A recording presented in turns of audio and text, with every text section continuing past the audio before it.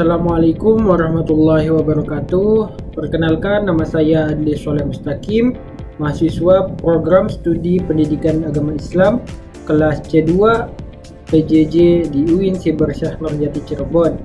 Pada kesempatan kali ini saya akan mempresentasikan dan menjelaskan salah satu materi dalam kitab Akhlaqul Banin karya Syekh Umar bin Ahmad Baroja, yaitu bab yang berjudul Al-Waladul Waqih atau kutipan yang berjudul Al-Waladul Waqih, yang berarti anak yang buruk akhlaknya. Video ini dibuat untuk memenuhi tugas mata kuliah literasi digital Kitab Kuning yang diampu oleh Bapak Asep Hamdani MPD. Sebelum masuk ke isi pembahasan, perlu kita ketahui bahwa kitab Akhlaqul Banin merupakan kitab yang berisi pendidikan akhlak bagi anak-anak dan remaja. Kitab ini banyak digunakan di pesantren dan lembaga pendidikan Islam karena memuat pelajaran akhlak yang sangat sederhana, mudah dipahami, dan dekat dalam kehidupan sehari-hari. Adapun teks yang akan saya bahas berbunyi, Al-Waladul Waqih la yata'addab ma'a walidayhi wala asatizatihi wala yahtarima minhum akbar minha wala yarhama minhu asgharu minha wa yukadzibu idza takallama wa yarfa sawtahu idza dhahaka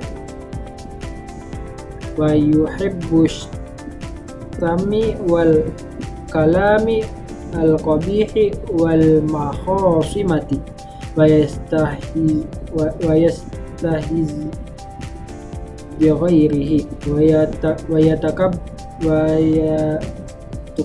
alaihi wa la yastahi ayyamala qabihan wa la yasma an-nasihah.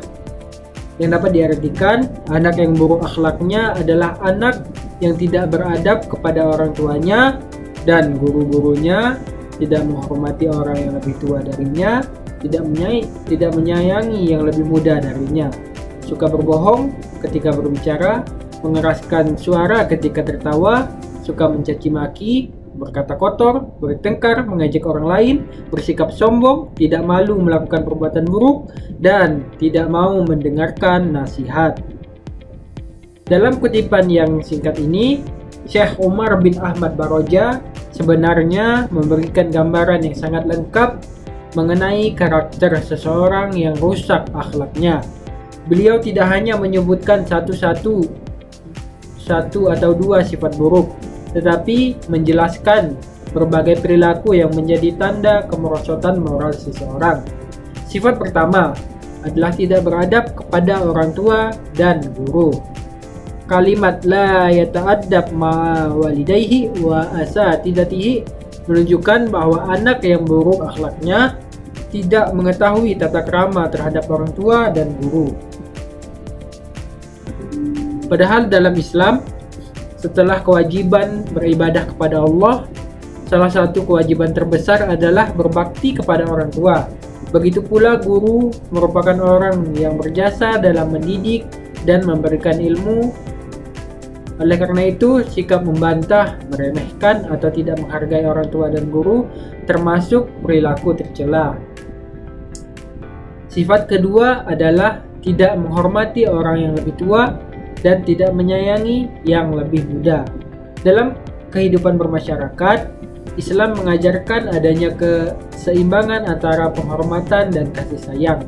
Orang yang lebih tua dihormati karena pengalaman dan kedudukan, sedangkan yang lebih muda disayangi dan dibimbing. Jika sikap ini hilang, maka hubungan sosial menjadi tidak harmonis. Sifat ketiga adalah suka berbohong ketika berbicara.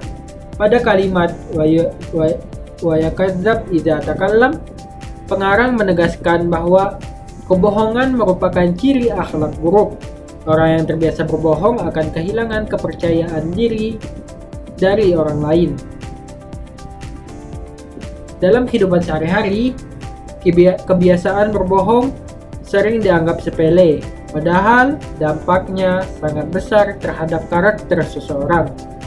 Sifat keempat adalah mengeraskan suara ketika tertawa. Kalimat yang berbunyi wa yarfa'u sautahu idza dhahaka mengajarkan pentingnya menjaga kesopanan dalam bersikap. Tertawa memang diperbolehkan, tetapi jika dilakukan secara berlebihan hingga mengganggu orang lain, maka hal tersebut tidak sesuai dengan adab Islam. Sifat yang kelima adalah suka mencaci, berkata kotor, dan bertengkar. Pengarang menggunakan kalimat wa yuhibbu syatma wal kalama al-qabih wal mahosimata. Yang artinya anak yang buruk akhlak merasa senang menggunakan kata-kata kasar dan menciptakan pertengkaran, padahal lisan merupakan salah satu nikmat Allah yang harus dijaga. Banyak kerusakan hubungan sosial berawal dari ucapan yang tidak baik. Sifat keenam adalah mengejek dan merendahkan orang lain. Kalimat wa yastahzi bi ghairihi menunjukkan perilaku menghina dan memperolok orang lain. Sikap ini sangat berbahaya karena dapat melukai perasaan seseorang dan menimbulkan permusuhan. Dalam Al-Quran juga terdapat larangan untuk saling mengolok-olok karena boleh jadi orang yang diejek lebih baik di sisi Allah. Sifat ketujuh adalah sombong. Pada kalimat wa yatakabbur alaihi, pengarang menjelaskan bahwa kesombongan merupakan salah satu penyakit hati yang paling berbahaya. Orang yang sangat sombong merasa dirinya lebih baik daripada orang lain. Padahal semua manusia memiliki kedudukan yang sama di hadapan Allah. Yang membedakan hanyalah ketakwaannya. Sifat kedelapan adalah tidak memiliki rasa malu untuk melakukan perbuatan buruk. Kalimat wala yastahi ayyamala qabihan menunjukkan hilangnya rasa malu dalam diri seseorang. Dalam ajaran Islam, malu merupakan bagian dari iman. Ketika rasa malu hilang, seseorang akan lebih mudah melakukan perbuatan dosa tanpa merasa bersalah. Sifat terakhir adalah tidak mau menerima nasihat. Kalimat wala yasma an-nasihah mengandung makna bahwa anak yang buruk akhlaknya menutup diri terhadap masukan dan kritik. Padahal nasihat merupakan sarana untuk memperbaiki diri. Orang yang bijaksana adalah orang yang mau menerima nasihat dan menjadikannya sebagai bahan introspeksi. Jika kita kaitkan dengan kehidupan saat ini, pesan dalam kitab ini sangat relevan.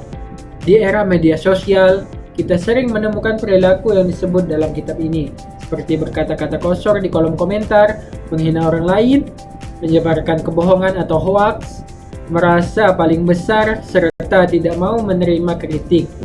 Oleh karena itu, meskipun kitab ini ditulis puluhan tahun yang lalu, nilai-nilai yang terkandung di dalamnya tetap sesuai untuk diterapkan dalam kehidupan modern.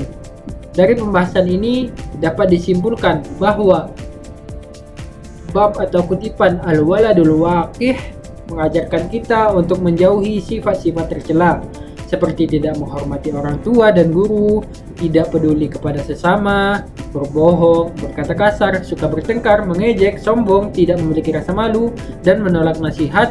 Sebaliknya, kita dianjurkan untuk membangun akhlak yang mulia berupa hormat, kasih sayang, kejujuran, kerendahan hati, dan keterbukaan terhadap nasihat. Demikian penjelasan yang dapat saya sampaikan. Semoga Allah Subhanahu wa Ta'ala memberikan kepada kita ketekunan untuk mengamalkan akhlak yang mulia dan kehidupan sehari-hari. Sekian dari saya. Wassalamualaikum warahmatullahi wabarakatuh.